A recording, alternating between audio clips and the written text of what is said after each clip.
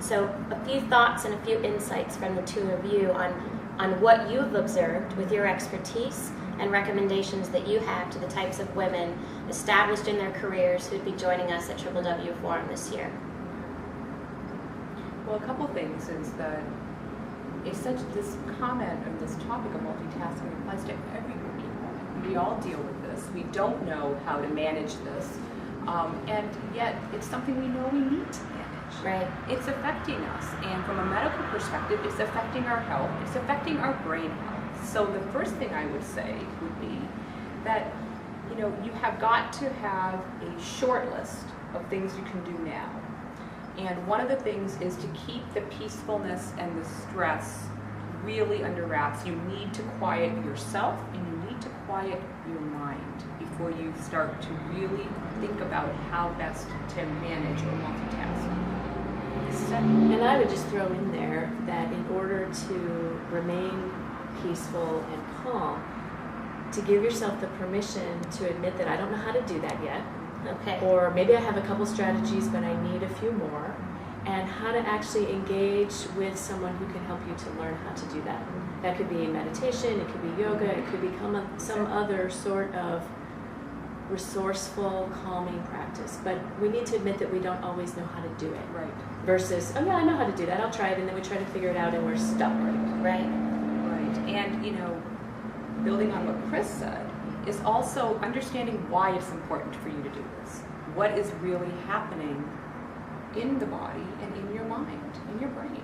So it's not like it should be done, it has to be done. And I liked what you were saying earlier about the impact of stress and cortisol on the brain. Right. So that you understand it's not just stress is bad for bad sake, Exactly. but stress is actually damaging to the brain cell. It is. And I really identified with when you said when you're getting ready to take on a new task, arrive at it with attention, Yes. arrive at it from a place of calm Yes. and peace. I think that's tremendous to know that actually will lead to better productivity. It's not just a better way of going about something, but it actually leads to greater efficiency of task, greater productivity, and a better outcome. I think as women, we look to see the full spectrum of why it's a good idea, and you've really helped bring some of that to light. And again, this new task that's being presented, you have to give it the time it needs to really process what all the things are involved with that. So your attention and your processing have to have the time to really get in there to figure this out. What do I need to do? And what has to then be multitasked away, delegated away. So if you're a working woman, like many of us are, we are inundated with new tasks every day, and we're inundated with tasks that we thought we mastered, and all of a sudden now they've morphed into more responsibility, more supervision, more reaching out, and we, as women, kind of just load it on. It's like the buffet plate. We just load it on a buffet plate, and we think we'll be able to swing it.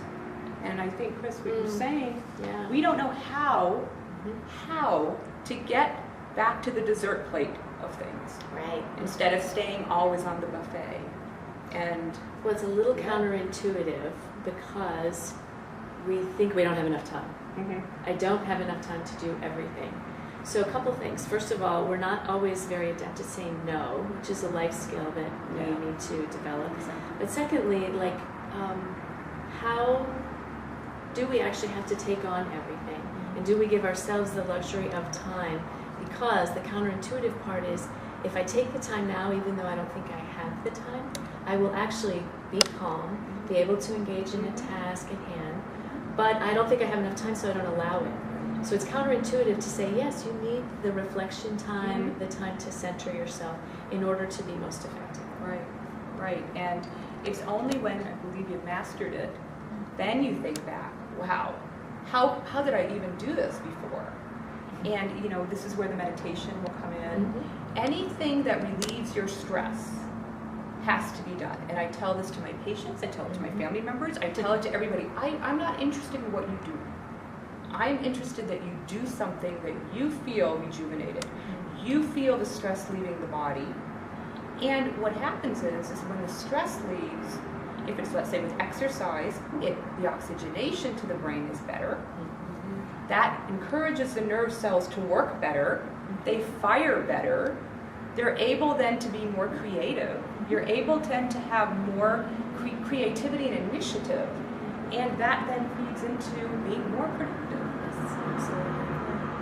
So this is for all working women that are out there, because every one of us is dealing with this. That's right. And it's not lessening. In my opinion, it's getting worse. It's getting more and more. Things that you're asked to take care of in a day, in the past, they want it done in 3 hours. Things that you have a snail mail, email, all these things are quicker and quicker, and that just feeds into the cycle if you don't have the plan that we need to talk about and how to do it. And how to take the time to create the plan. Yes. And then work a plan with a focus to a concept that's not always as well received, but it's the concept of practice. If I'm going to develop something new in my life, I have to keep at it with intention, and it has to matter and mean something of value to me, or I won't keep doing it. Exactly. So creating the space to do that will allow us to free up which things get off of that smorgasbord plate and how to get back to the dessert plate. Right.